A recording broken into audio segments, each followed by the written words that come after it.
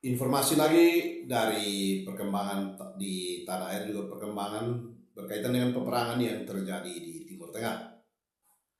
Kali ini informasi yang dapat kami bagikan adalah sekilas catatan dari Yuri Tamrin, Duta Besar RI untuk Belgia, Luxembourg, dan Uni Eropa menulis tentang kondisi minyak dunia bila konflik peperangan terus terjadi di Timur Tengah.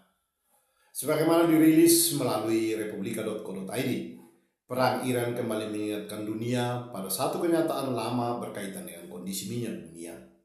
Minyak bukan sekedar komoditas ekonomi, ia juga merupakan instrumen kekuatan geopolitik ketika konflik membuat pelayaran melalui Selat Hormuz nyaris terhenti. Kekhawatiran segera muncul bahwa harga minyak dunia akan melonjak tak terkendali. Selat sempit ini merupakan salah satu jalur energi paling strategis di dunia. Yang terjadi ternyata tidak sepenuhnya sesuai perkiraan. Harga minyak memang sempat melonjak. Brent bahkan mencapai sekitar $126 AS per barel pada akhir April. Namun 5 bulan setelah perang dimulai, harganya telah turun sekitar $40 dari puncak tersebut. Padahal sekitar 14 juta barel minyak per hari atau hampir 1/5 produk dunia sempat terancam tertahan di kawasan Teluk akibat gangguan di Hormuz. Salah satu penjelasan menarik datang dari The Economist edisi 15 Agustus 2026. Majalah itu bahkan menggunakan ungkapan provokatif bahwa Cina telah merebut sebagian kendali pasar minyak dari OPEC. Pernyataan tersebut tentu tidak perlu dipahami secara harfiah. Cina bukan negara pengekspor minyak besar dan bukan anggota kartel produsen. Namun pengalaman selama perang Iran menunjukkan munculnya bentuk kekuatan baru dalam pasar energi dunia. Kekuatan aktor pembeli raksasa. Kekuatan dari sisi permintaan selama puluhan tahun, kekuatan di pasar minyak terutama diasosiasikan dengan produsen. OPEC dapat memengaruhi harga dengan menaikkan atau menurunkan produksi. Logikanya sederhana. Kurangi pasokan, harga cenderung naik. Tambah pasokan, harga cenderung turun. Sebelum perang, OPEC bersama sekutunya menguasai sekitar separuh produk minyak mentah dunia. Cina memperlihatkan sisi lain dari persamaan tersebut. Sebagai salah satu konsumen dan importir minyak terbesar dunia, Beijing mempunyai kemampuan memengaruhi pasar dari sisi permintaan. Ketika pasokan dari Teluk terganggu, Cina memangkas impor minyaknya secara drastis. Majalah tersebut mencatat impor itu sempat turun hampir separuh menjadi sekitar 5,5 juta barel per hari. Langkah itu dimungkinkan karena Cina telah membangun cadangan minyak dalam jumlah besar ketika harga relatif rendah. Beijing juga membatasi ekspor produk minyak dan mengelola permintaan domestiknya. Dengan kata lain, ketika pasokan global terganggu, Cina tidak harus berebut setiap barel yang tersedia di pasar internasional. Dampak besarnya, Arab Saudi dan Uni Emirat Arab memang mengalihkan sekitar 5 juta barel per hari melalui jalur jaringan pipa. Sementara sejumlah negara seperti Amerika Serikat dan Jepang melepaskan cadangan strategis. Namun penurunan tajam permintaan Cina menjadi salah satu shock absorber utama yang mencegah gangguan pasokan berubah menjadi ledakan harga yang jauh lebih besar. Perkembangan terkini semakin menegaskan Ketegangan di Selat Hormuz membuat perusahaan pelayaran harus menyesuaikan perjalanan kapal pengangkut energi. Kapal yang membawa minyak mentah, LPG, dan LNG tidak seluruhnya mengambil pola pelayaran yang sama. Sebagian kapal masih melintasi Selat Hormuz, sementara kapal lainnya memilih jalur berbeda di dalam kawasan selat atau menyamarkan pergerakannya.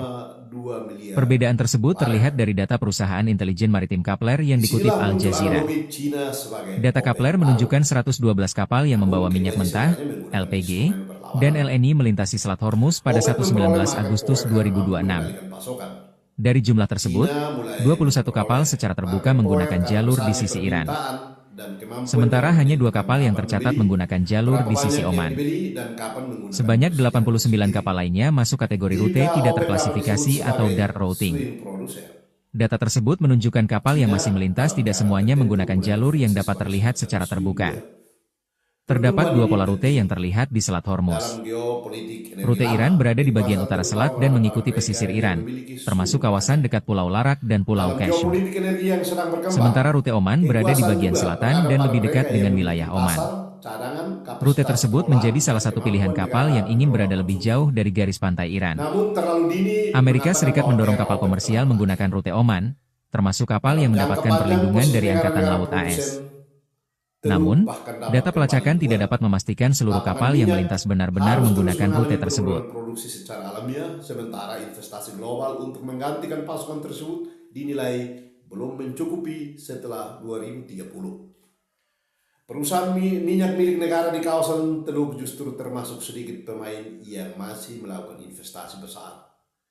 Kekuatan Cina sendiri juga mempunyai batas. Ketika persediaan berkurang dan aktivitas kilang kembali meningkat, Beijing pada akhirnya harus kembali ke pasar. Reuters bahkan mencatat Cina mulai kembali menambah stok pada Juli. Artinya, posisi sebagai swingbuyer tidak dapat digunakan tanpa batas.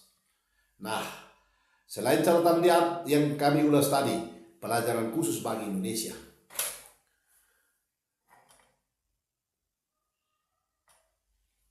Perubahan tersebut penting bagi Indonesia. Indonesia kini merupakan net oil importer, sehingga gejolak harga dan gangguan jalur pasokan internasional mempunyai dampak langsung terhadap perekonomian, subsidi energi, neraca perdagangan, dan nilai tukar. Kita tidak memiliki kemewahan seperti Cina untuk memengaruhi pasar dunia melalui besarnya pembelian. Tetapi pengalaman Cina memberikan pelajaran mengenai arti ketahanan energi khusus Indonesia. Ketahanan tidak hanya ditentukan oleh kemampuan memproduksi minyak sendiri, tetapi juga ditentukan oleh kemampuan membangun cadangan, mendiversifikasi sumber dan jalur pasokan, meningkatkan efisiensi energi, serta mengurangi ketergantungan struktural pada minyak impor. Ini yang harus dipahami oleh Indonesia. Pengembangan biodiesel, energi terbarukan, dan elektrifikasi transportasi karena itu bukan semata agenda lingkungan, melainkan juga bagian dari strategi geopolitik dan keamanan energi. Dari perkembangan ini terdapat pelajaran penting bagi negara-negara pengimpor minyak.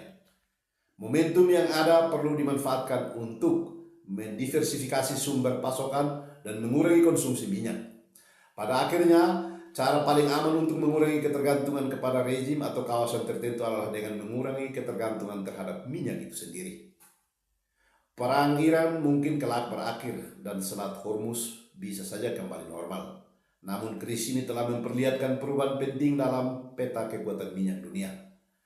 Kemampuan memengaruhi pasar tidak lagi hanya berada di tangan negara produsen yang mengendalikan pasokan, tetapi juga di tangan konsumen besar yang mampu mengelola permintaan, cadangan, dan pembeliannya. Cina telah menunjukkan bagaimana kekuatan dari sisi permintaan dapat memengaruhi pasar minyak global. Produsen tetap penting, tetapi konsumen besar kini juga dapat menjadi penentu. Itulah informasi dari dunia yang kami ulas dalam konten kali ini berkaitan dengan perkembangan